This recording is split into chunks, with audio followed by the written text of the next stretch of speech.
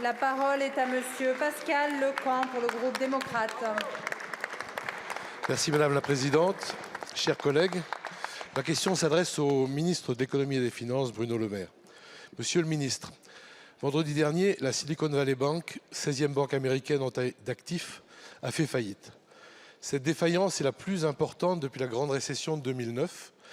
À cela s'ajoute celle de la Signature Bank, 21e banque américaine, et la Silvergate Bank, spécialisée en crypto-monnaie.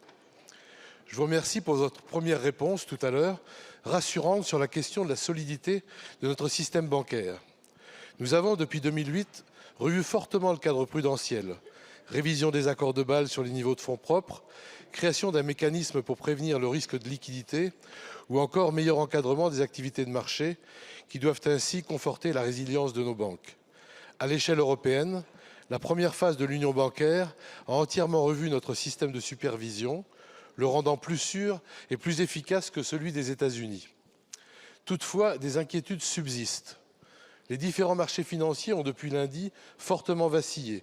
Moins 4% pour la BNP, moins 6% pour la Société Générale à la clôture hier soir. Plusieurs voix se sont élevées pour nous alerter du risque d'une nouvelle crise financière mondiale, faisant craindre de revivre le cauchemar de 2009-2012.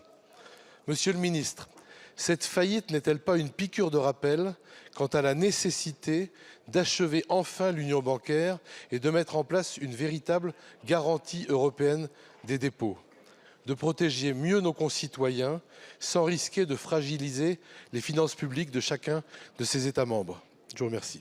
Je vous remercie, mon cher collègue. La parole est à Bruno Le Maire, ministre de l'Économie et des Finances. Monsieur le député Pascal Lecamp, je crois qu'il y a une leçon à retenir de cette faillite de la Banque régionale américaine, c'est que prudence est mère de toutes les vertus, en particulier en matière bancaire. Qu'est-ce qui s'est passé dans le cas de la SVB? La SVB s'est exposée à un seul secteur, la tech.